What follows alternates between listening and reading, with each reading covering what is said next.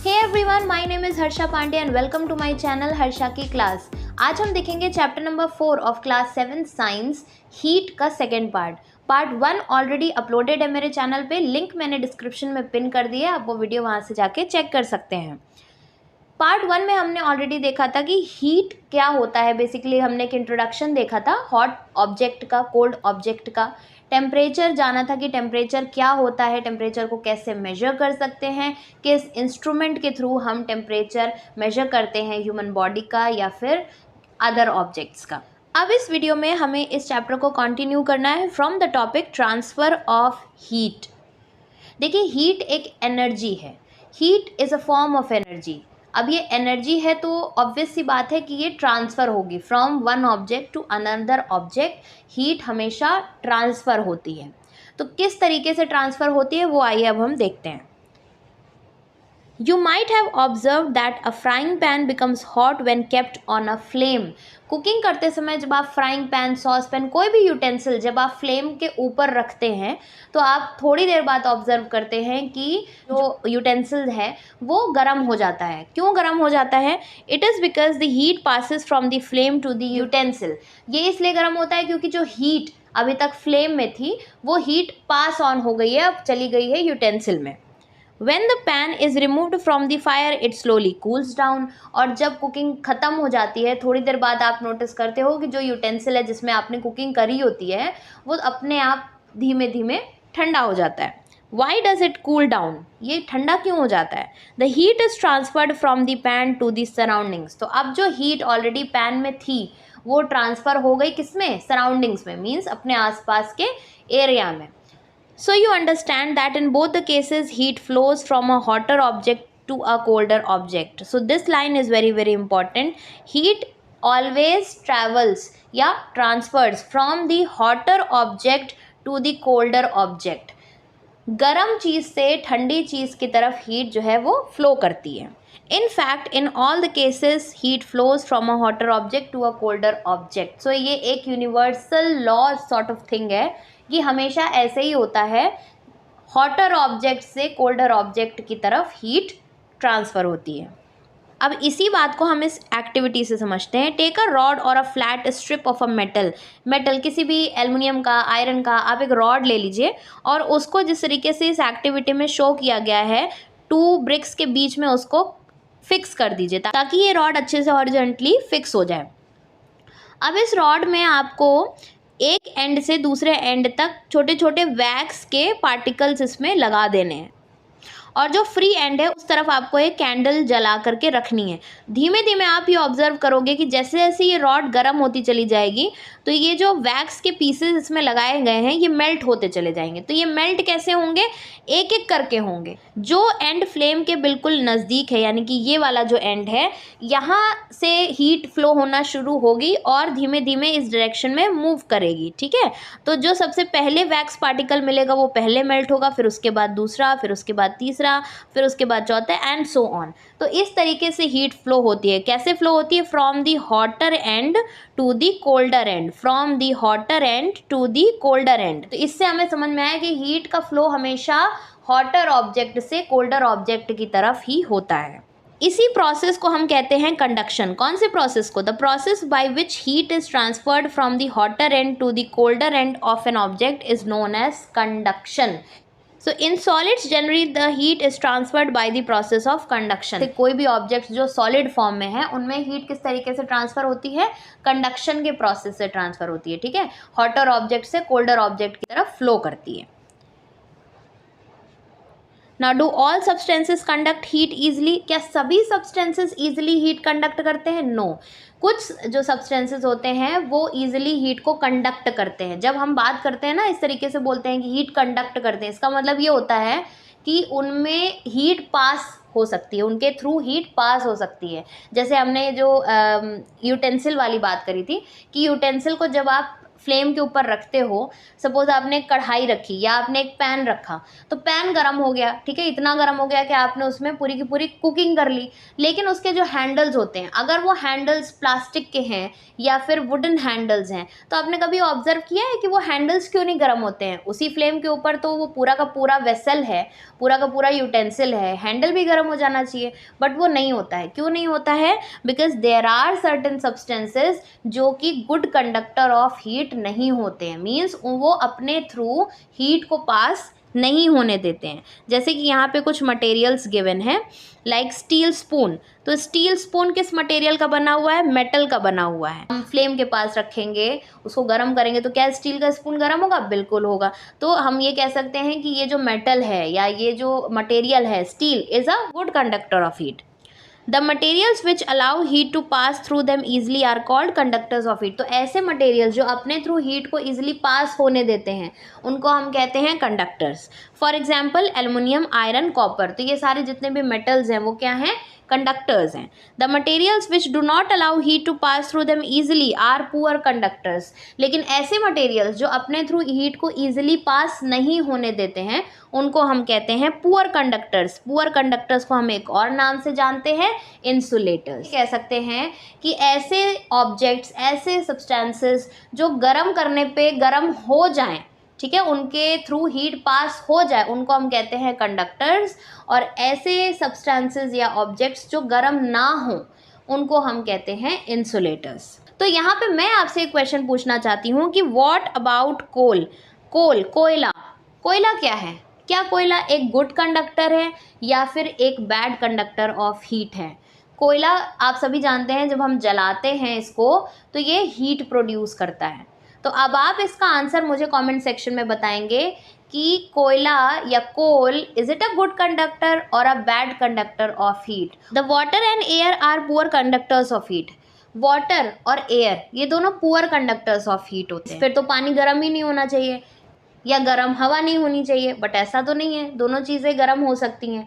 लेकिन यहाँ पे ये बताया जा रहा है कि वाटर और एयर पुअर कंडक्टर्स हैं। तो क्या रीज़न है फिर, किस तरीके से इनके थ्रू हीट पास होती है? इसको हम समझते हैं एक्टिविटी 4.8 से। Take a round bottom flask, if the flask is not available a beaker can be used. आप कोई भी फ्लास्क, बीकर, वेसल कुछ भी ले सकते हैं। फिल इट 2/3 विद वाटर, उसमें पानी लेना है। Place it on a tripod और make some arrangement to place the flask in such a way that you can heat it by placing a candle below it. तो देखिए ये एक laboratory experiment है, बट अगर आप इसको प्रैक्टिकली अपने घर पे करना चाहें तो आप इसको ऐसे करेंगे कि आप एक स्टोव या गैस बर्नर पे आप एक वेसल रखिए, एक पैन रखिए और उसमें उसको आधा पानी से भर दीजिए। जैसे जैसे इस वेसल को हीट मिलेगी और ये वेसल गर्म होना शुरू हो जाएगा और पानी गर्म होने लगेगा। When water is heated the water near the flame gets hot.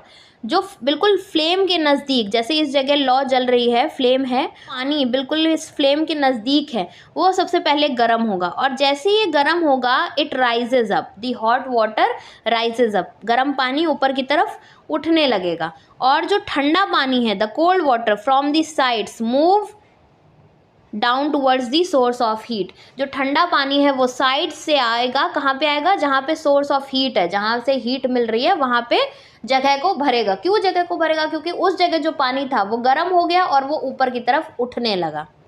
This water also gets hot. अब जब वो सोर्स ऑफ हीट के नज़दीक आया, कौन सा? साइड वाला वाटर, वो भी गर्म हो गया, वो भी ऊपर की तरफ उठने लगेगा। तो साइड से और फिर से ठंडा पानी इस खाली जगह को भरने लगेगा। तो ये प्रोसेस चलता रहेगा। कब तक चलता रहेगा? जब तक पूरा का पूरा पानी वेसल के अंदर गर्म नहीं हो जाता। Okay, this process continues till the whole water gets heated. This mode of heat transfer is known as convection. तो ये जो प्रोसेस है इसको हम कहते हैं कन्वेक्शन।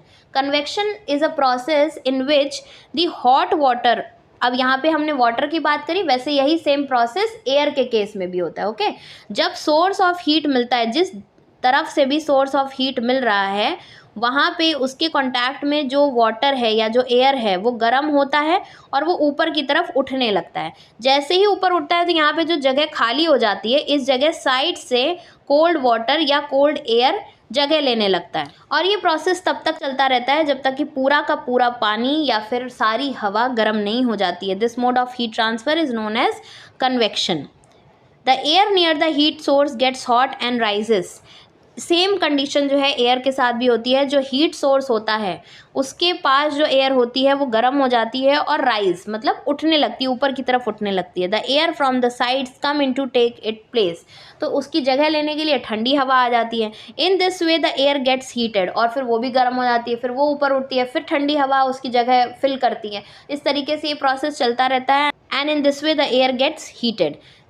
इसको हम इस एक्टिविटी से देखते हैं। Activity 4.9, light a candle, keep one hand above the flame and one hand on the side of the flame.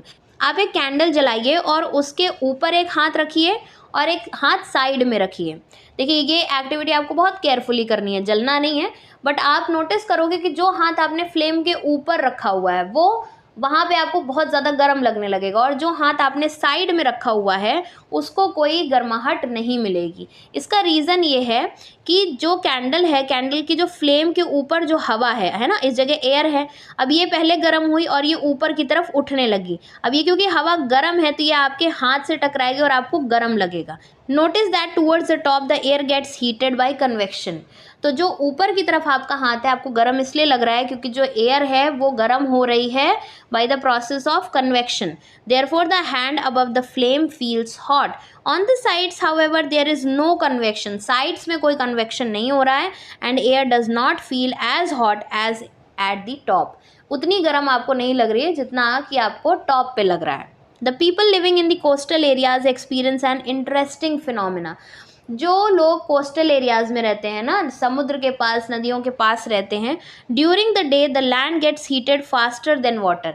जब दिन का समय होता है तो जो लैंड होती है, जो ज़मीन होती है, वो गर्म हो जाती है जल्दी। Air over the land becomes hotter and rises up. जो लैंड के ऊपर हवा है वो गर्म हो जाती है और वो ऊपर की तरफ उठने लगती है। The cooler air from the sea rushes in towards the land. और लैंड के पास क्या है? सी है, तो सी की तरफ से जो कूलर एयर होती है, जो ठंडी हवा होती है, वो जल्दी से लैंड की तरफ आती है उस जगह को फिल करने के लिए, क्योंकि वहाँ पे जो हवा थी वो गर्म होके ऊपर की तरफ उठने लगी है। ठीक है।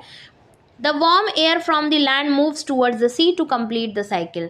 और जो वार्म एयर लैंड से ऊपर जो उठी है वो सी की तरफ मूव होती है। ये पूरा एक साइकिल बन जाता है, इसको हम कहते हैं सी ब्रीज। देखिए आप यहाँ पे इस फिगर में, ये है डे टाइम। डे टाइम में लैंड गर्म हो गया और सी के कंपैरिजन में लैंड जल्दी गर्म हो गया। तो अब क्या हुआ कि जो एरिया गर्म हुआ है वहाँ पे जो हवा अवेलेबल है वो गर्म हुई और ऊपर की तरफ उठी।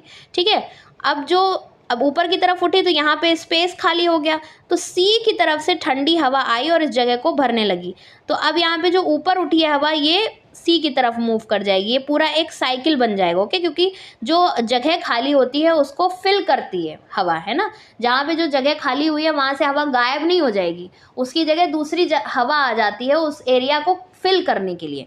तो सिंपल सी बात यह है कि जब hot air from the land rises up, तो यहाँ पे स्पेस खाली हो गई, तो कूल एयर यहाँ से सी की तरफ से आई लैंड की तरफ, और जो हॉट एयर है उसने फिर कूल एयर वाली जो जगह खाली हुई है सी की तरफ उसको कवर करने के लिए मुड़ गई। तो ये एक पूरा साइकिल बन गया है। इसको हम कहते हैं सी ब्रीज। इसीलिए the windows of the houses in coastal areas are made to face the sea. इसीलिए वहाँ पे रहने वाले लोगों की जो कंस्ट्रक्शन होती है घरों की वो इस तरीके से होती है कि उनकी जो खिड़कियाँ होती हैं वो सी की तरफ फेस करती हैं, क्योंकि वहाँ से सी ब्रीज आती है, मीन्स ठंडी हवा उस तरफ से आती है।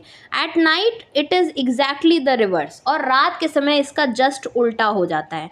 रात के समय लैंड जल्दी कूल हो जाती है और सी वाला जो एरिया होता है वो हॉट होता है। तो सी से जो हवा है वो ऊपर की तरफ उठी, क्योंकि ये गर्म हवा है, तो कूल वाली जो हवा है लैंड की तरफ से वो इस जगह पे आ जाती है, इस जगह को फिल करने के लिए। और जो सी की तरफ से जो गर्म हवा है वो लैंड की तरफ मुड़ जाती है। तो ये पूरा एक चक्कर से बन जाता है, साइकिल बन जाती है। ओके, तो इसको हम कहते हैं लैंड ब्रीज। अब जो ठंडी हवा है वो लैंड की तरफ है और जो गर्म हवा है वो सी की तरफ है। So the cool air from the land moves towards the C.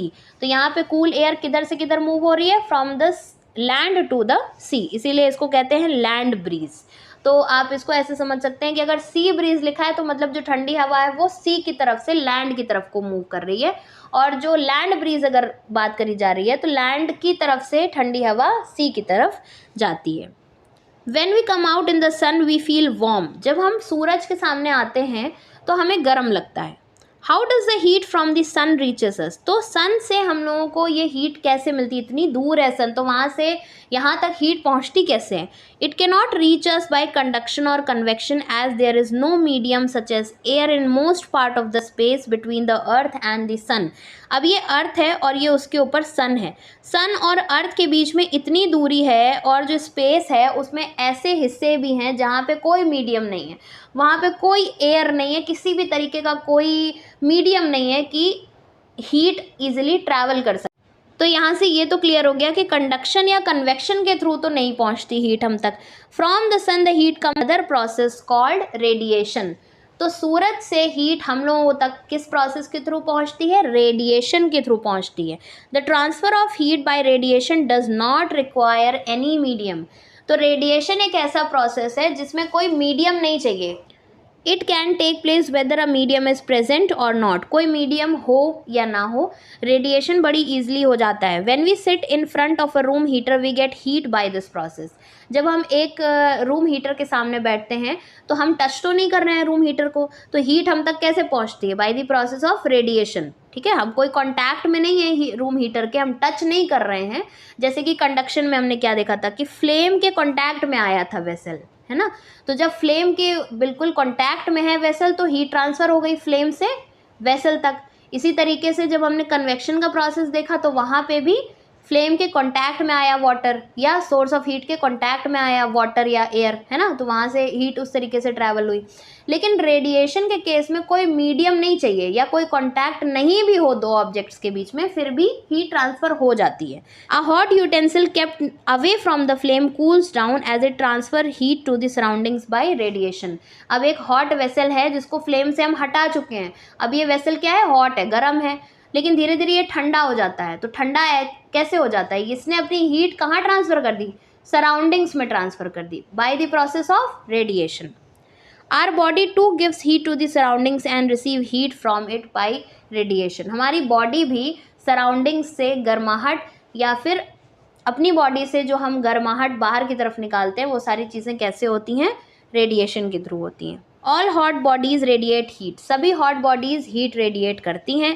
When this heat falls on some object, जब ये हीट किसी ऑब्जेक्ट पे पड़ती है ना तो पूरी की पूरी हीट एब्जॉर्ब नहीं होती है, कुछ जो पार्ट होता है हीट का वो रिफ्लेक्ट हो जाती है, वापस चली जाती है, कुछ पार्ट एब्जॉर्ब होता है और कुछ पार्ट ट्रांसमिट होता है, इधर उधर फैल जाता है। The temperature of the object increases due to the absorbed part of the heat, तो जितना एक ऑब्जेक्ट या एक बॉडी एब्जॉर्ब कर लेती है हीट को, उसी की वजह से बॉडी का जो टेम्परेचर है वो इंक्रीज होता है। जैसे यहाँ पे एक क्वेश्चन है, why are you advise to use an umbrella when you go out in the sun, तो अम्ब्रेला क्यों लेने के लिए एडवाइस किया जाता है, सन के नीचे जाते हैं। ऐसा इसलिए होता है क्योंकि जब हीट पड़ती है अम्ब्रेला पे तो उसका कुछ पोर्शन क्या हो जाता है, रिफ्लेक्ट हो जाता है, कुछ पोर्शन ट्रांसमिट हो जाता है और कुछ ही पोर्शन एब्जॉर्ब करता है अम्ब्रेला। तो आपने नोटिस किया होगा कि जब आप अम्ब्रेला के नीचे होते हैं धूप में तो आपको राहत मिल रही होती है। क्यों राहत मिल रही होती है, क्योंकि पूरी की पूरी हीट आपकी बॉडी एब्जॉर्ब नहीं करती है, बहुत सारा हिस्सा हीट का अम्ब्रेला की वजह से रिफ्लेक्ट हो जाता है। Kinds of clothes we wear in summer and winter. You know that in summer we prefer light colored clothes and in winter we usually wear dark colored clothes. Why is it so? तो ऐसा क्यों होता है कि हमें summers में light colour के clothes पहनने सजेस्ट किए जाते हैं और इसका उल्टा हो जाता है, विंटर्स में डार्क कलर के क्लोथ्स या ब्लैक कलर के क्लोथ्स जनरली लोग पहनते हैं। क्यों, क्योंकि लाइट कलर के जो क्लोथ्स हैं वो हीट को कम से कम एब्जॉर्ब करते हैं, तो जितना कम एब्जॉर्ब करेंगे उतनी ही आपको राहत मिलेगी गर्मियों में।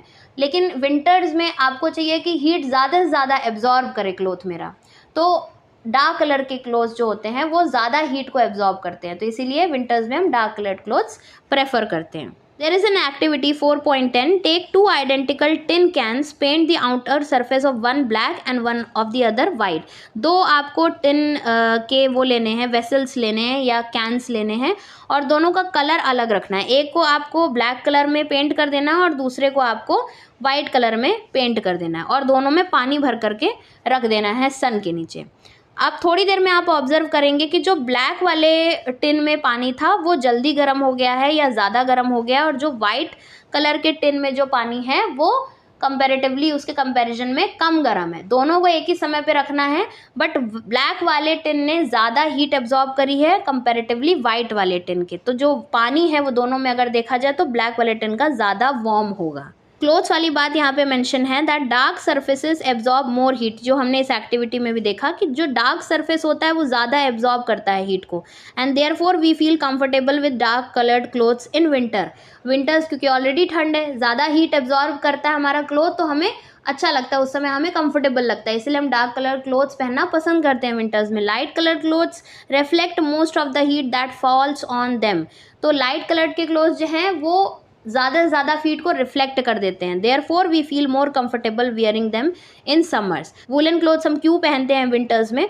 In winter we use woollen clothes as wool is the poor conductor of heat. जो वूल है, ऊन है, वो पुअर कंडक्टर ऑफ हीट है, वो अपने थ्रू हीट को बाहर ट्रांसफ़र नहीं होने देता। हमारी बॉडी का जो हीट है, बॉडी का एक नेचुरल हीट होता है ना, जब हम वुलन क्लोथ्स पहनते हैं तो वो हीट ट्रैप हो जाती है। Moreover there is air trapped in between the wool fibres. Wool fibres जो रेशे होते हैं वूल के, उनके बीच में हवा ट्रैप होती है। The air prevents the flow of heat from our body to the cold surroundings.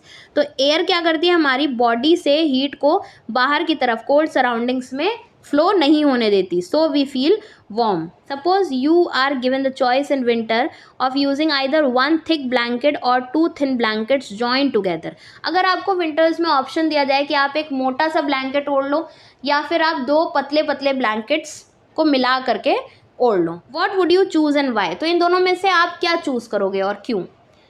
Remember that there would be a layer of air in between the blankets. तो जो दो पतले वाले कंबल है ना, उनको जब आप ज्वाइन करके ओढ़ोगे तो उसमें आपको ज़्यादा गर्माहट लगेगी कंपेरेटिवली अगर आप एक ही ब्लैंकेट, भले ही वो मोटा है बट वो एक है, लेकिन अगर आप एक ब्लैंकेट को ओढ़ते हो तो उसके बीच में एयर ट्रैप कम होगी। लेकिन जितनी ज़्यादा लेयर्स आप बढ़ा देते हो, जैसे यहाँ पे दो ब्लैंकेट्स को मिला करके जब आप ओढ़ते हो, भले ही दोनों ब्लैंकेट्स पतले हैं लेकिन दो लेयर्स हो गई, अब दो लेयर्स के बीच में एयर ट्रैप हो गई, और जब एयर ट्रैप हो जाती है, और एयर क्या है, पुअर कंडक्टर ऑफ हीट है, तो हमारी बॉडी की जो हीट है वो सराउंडिंग्स में जाने नहीं देगी, और इसीलिए हमें दो कंबल जब हम ओढ़ते हैं, पतले कंबल जब हम दो मिला करके ओढ़ते हैं तो हमें ज़्यादा गर्म लगता है इंस्टेड ऑफ एक कंबल के।